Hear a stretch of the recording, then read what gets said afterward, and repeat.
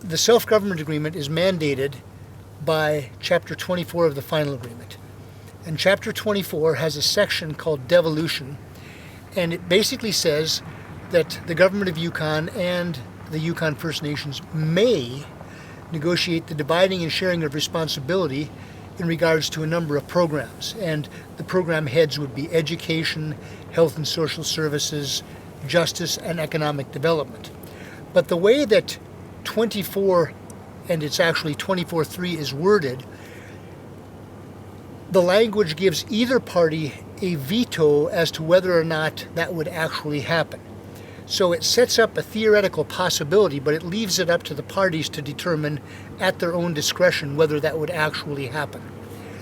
And the Trindequitchin wanted to make that a reality. They didn't want the government of Yukon to be able to refuse to negotiate the dividing and sharing of responsibility for education. They wanted that to be a mandatory activity on the part of the government of Yukon. So what the Trindequitchin did in 17.7 of the Trindequitchin Self-Government Agreement is basically take some of the language out of 24.3 of the final agreement, but they changed an essential word. Where 24.3 said may negotiate, 17.7 of the Self-Government Agreement says shall negotiate.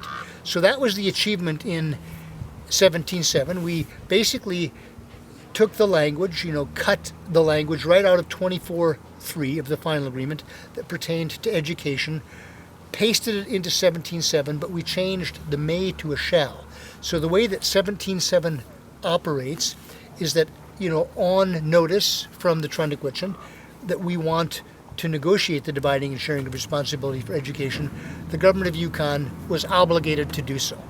And that was a very significant change, changing the word may to shall.